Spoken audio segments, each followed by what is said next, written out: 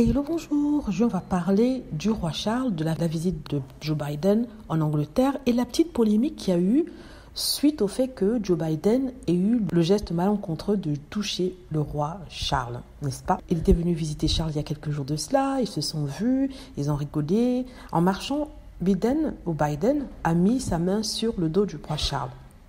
Alors, les médias, les trolls and les haters, les fans de la famille royale en ont fait toute une histoire en disant que oui, c'est mal élevé, il n'a pas respecté le protocole. Déjà qu'on l'accusait de n'avoir pas respecté le protocole en marchant devant le roi Charles. Donc, ça fait un scandale. Ce qui s'est passé, c'est que Buckingham Palace, même s'il n'a pas sorti un communiqué, a fait dire par les sources que, en fait, c'était plutôt relax entre le roi Charles et Biden et qu'il n'y avait pas vraiment de protocole de briser, n'est-ce pas? Quand j'ai vu ça, je me suis dit, mais attendez un moment, wait a minute, comme disent en anglais. Il n'y a pas si longtemps que ça, il y a à peu près 3-4 ans, à moins que je me trompe, Michelle Obama était venue en visite avec son mari et avait rencontré la reine.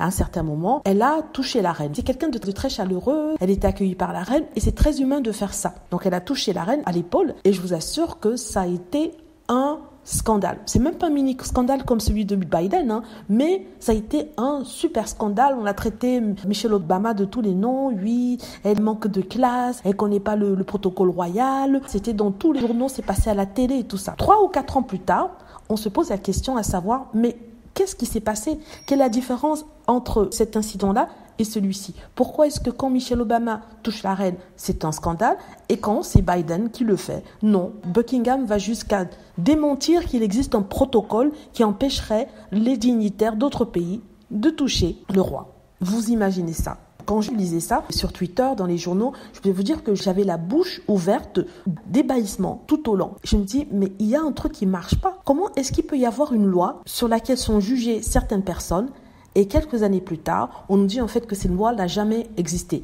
Et je rappelle qu'on a insulté Michelle Obama, on l'avait traitée de tous les noms. Certains disaient que c'est une ghettoisarde, tout simplement parce qu'elle est noire, même si elle n'a jamais vécu dans le ghetto. Vous vous rendez compte? C'est une folie. Et tous ceux qui ont véhiculé cette histoire de il n'y a pas de protocole royal sont les mêmes personnes qui avaient écrit sur Michelle Obama. Ce sont les experts royaux. Vous voyez?